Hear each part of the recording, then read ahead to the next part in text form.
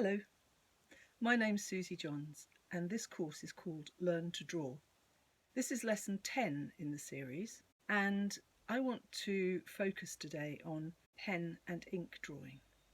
Pen and ink is a material and a technique that is very dear to my heart. When my father left art school, his first job was on a local newspaper, the South Wales Evening Post, and his job was their illustrator. His medium was pen and ink because it reproduced very well in black and white in the newspaper. He would illustrate children's stories, advertisements, all sorts of things. I'll show you some of his work before we get started, and then I'll introduce you to the medium, to the pen and ink, so you'll have an idea of the materials and tools that you'll need if you want to try pen and ink drawing for yourself. So let me show you some of his pictures, some of my father's pictures, and then we'll get started. One of his favourite subjects for drawing was cars, and he could draw lots of different cars from memory. But that came second to aeroplanes, which was his absolute passion. He loved drawing aeroplanes. As a regular feature in the newspaper, he would write and illustrate these little general knowledge quizzes with questions on history, geography, and definitely on aeroplanes. And you can see his name up there at the top, P.N. Johns, Peter Norman Johns.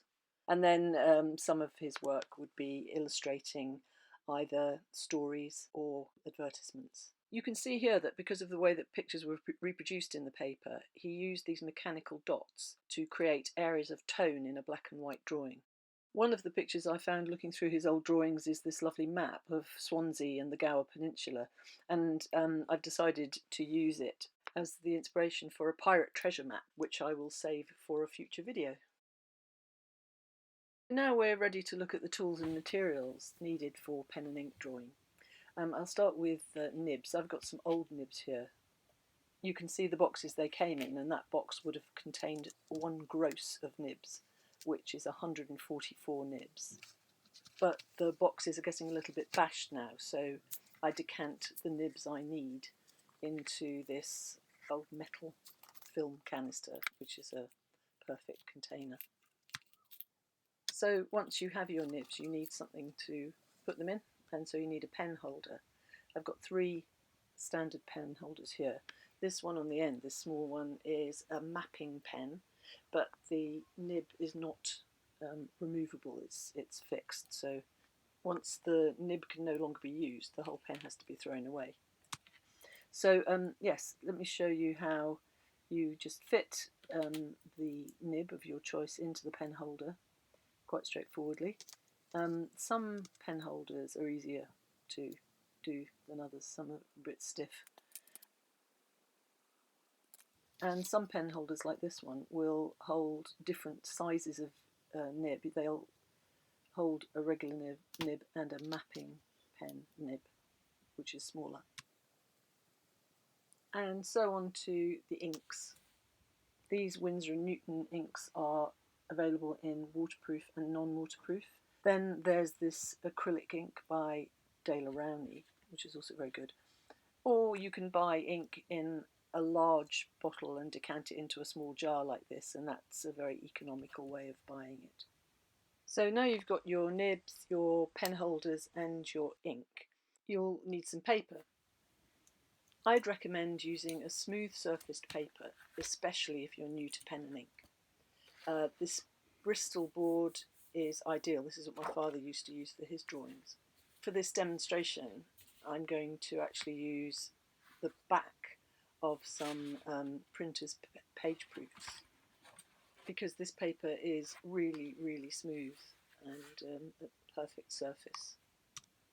So before you embark on a pen and ink drawing, I would really recommend trying out your nibs to experiment with the mark making, and also to find out which nib sort of suits your drawing style. Some may be a bit scratchy, some nibs are a little bit inflexible, some are too fine, like these 2 mapping nibs. What I look for in a nib is something that will hold a lot of ink, and also have quite a sort of flexible tip. Once you find one that you like, just try doodling with it. Draw lines, squiggle shapes in different directions, and just to see how it performs.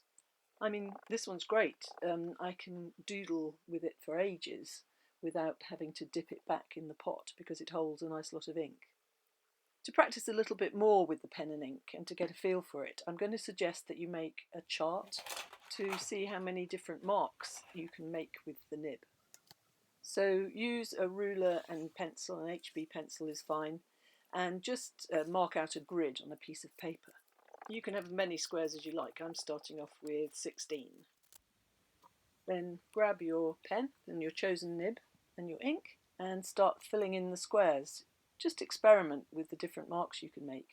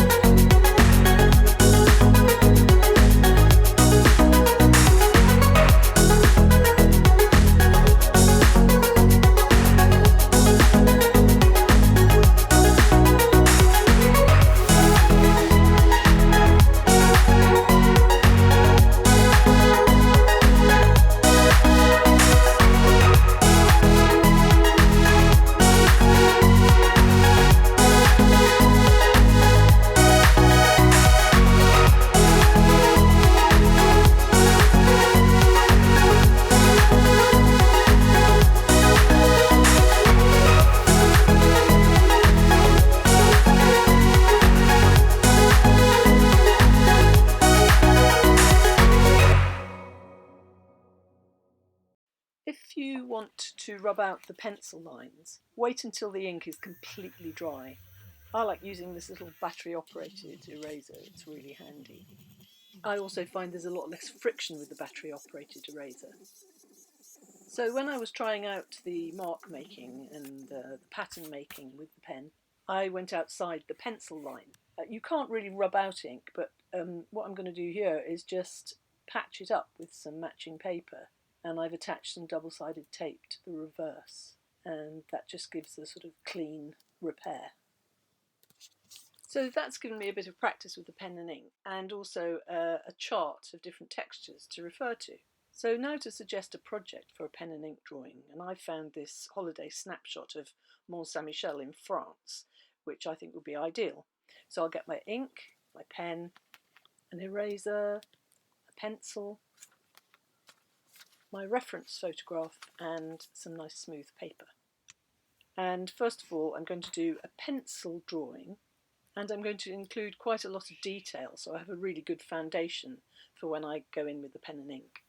So I hope you'll try this for yourselves with one of your own holiday photos, or you're welcome to use this one. You can download it from my website, and the link is in the description below.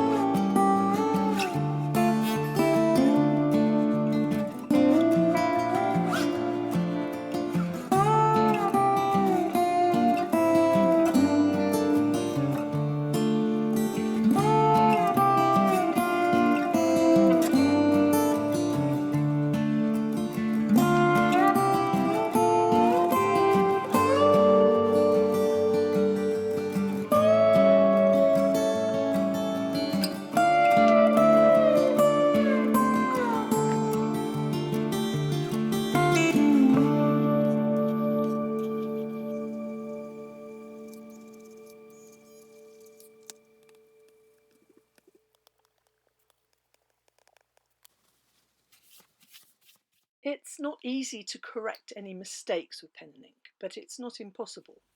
If I go back to some of the drawings that my father did, it may not be easy to see, but there's been a correction here.